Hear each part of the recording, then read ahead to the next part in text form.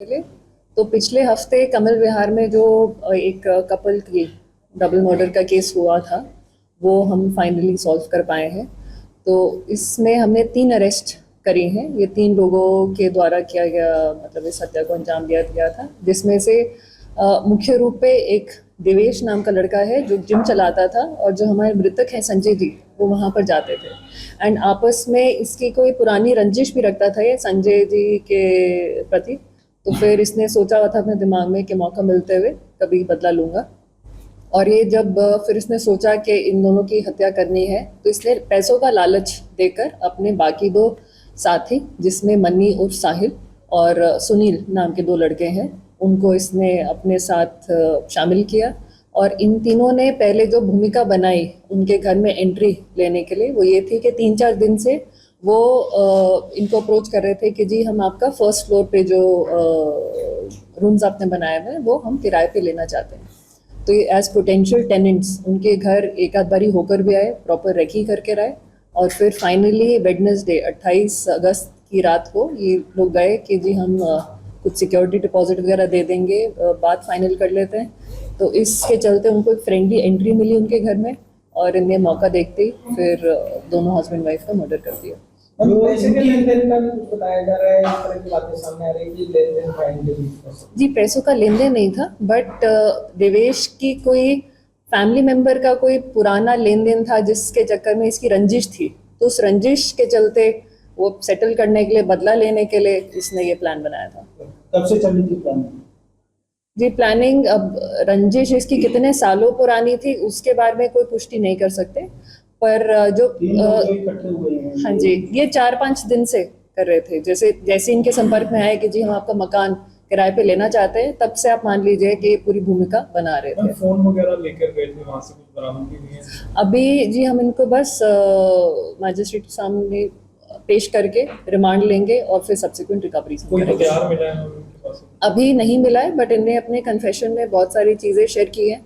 तो देखते हैं रिमांड के दौरान जैसे जैसे रिकवरी होती जाएगी वैसे हम शेयर करते रहेंगे। हाँ जी, और लोग भी नहीं जी, सिर्फ ये 3 व्यक्ति थे। ऐसा भी हुआ था कि ये लोग चले गए थे और दोबारा फिर आए, सीसीटीवी फिर दोबारा काट दिए जी ये तीनों वारदात के बाद चले गए थे। फिर इनमें से एक व्यक्ति देवेश आए और इनने जो कैमरा थे उसको तोड़ा और निकाल कर उखाड़ कर ले गए, ताकि इनको डर था कि हमारी जो भी हमने करा है वो रिकॉर्डिंग में आ गया होगा, तो इससे पुलिस हम तक पहुंचना घर से कुछ ये नकदी या कहने जी बिल्कुल, जैसे मैंने कहा कि देवेश की तो आपसी रंजिश थी, बट इसने एसेंशली बाकी दोनों लोगों को, मन्नी को और सुनील को, पैसों का लालच देकर अपने प्लान में शामिल किया।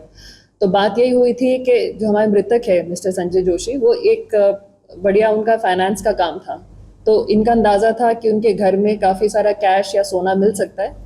तो आपस में इनकी यही एग्रीमेंट था कि तुम मेरी मदद करो और घर पे जो मिलेगा वो हम आपस में बांट लेंगे। ये एक ही जगह से अलग-अलग जगह के शख्स है तीनों? जी इसमें हमारी जो सीआई की टीम्स हैं और जो टेक्निकल टीम्स हैं उनको मैं आप लोग के ज़रिए बताना चाहूँगी कि उनका बहुत मेहनत थी और बहुत कोऑर्डिनेटेड एफर्ट्स थे, जिसमें एक व्यक्ति को हमने गोवर्धन वृंदावन से राउंड अप किया, और एक व्यक्ति जो ये है मन्नी उर्फ साहिल, ये नेपाल बॉर्डर क्रॉस करने की फिराक में था। तो इसको बॉर्डर पे नाका लगाकर हमारी पुलिस टीम्स के द्वारा काबू किया गया। तीन ही आरोपी है या और भी कोई इसमें शामिल है? नहीं जी, सिर्फ ये 3 ही। रिकवरी हुई है? रिकवरी रिकवरी अभी जी रिमांड के दौरान। क्या वैसे कुछ टूला कितना कुछ क्या लेके गए थे?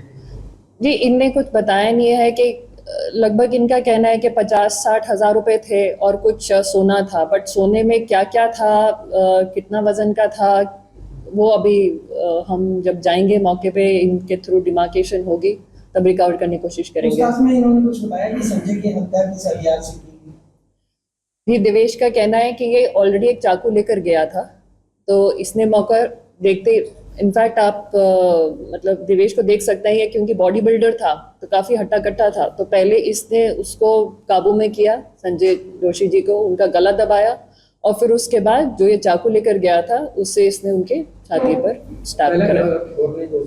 पहले गला घोटा गया और फिर उसके बाद ये श्योरिटी लेने के लिए कि वो सही में मर चुके हैं, उसने स्टैबिंग भी की। उनकी पत्नी की हत्या किस तरह की?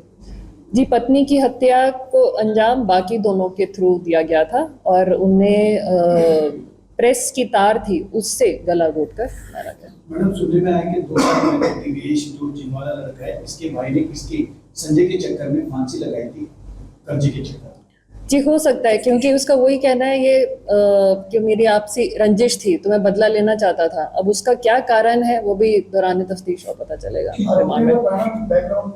नहीं जी, अभी प्राइम एफएसआई इनके कोई क्रिमिनल एंटीसीडेंट्स नहीं है, उनका कोई पुराना केस अभी हमारे सामने नहीं आया है, बट हम रिकॉर्ड्स प्रॉपर चेक करेंगे उसके बाद हम आपको कंफर्म कर पाएंगे। अभी रिकवरी जैसा कि मैंने कहा अभी रिकवरी नहीं हुई है, बाकी हम कोशिश कर रहे हैं कि इनकी कस्टडी के दौरान वो रिकवर हो जाए ताकि हमें भी एक फुटेज मिल पाए। सॉरी, मुख्य आरोपी अम्बाला में ही था, पर जो दूसरे लोग हैं साहिल है या सुनील है,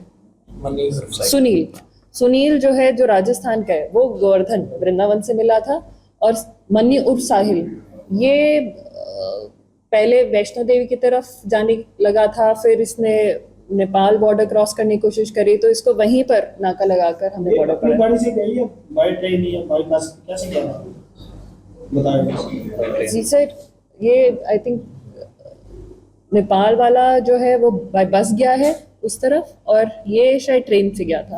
अरे इनकी कोई डील हुई थी जिससे पैसों को लालच दिया गया था?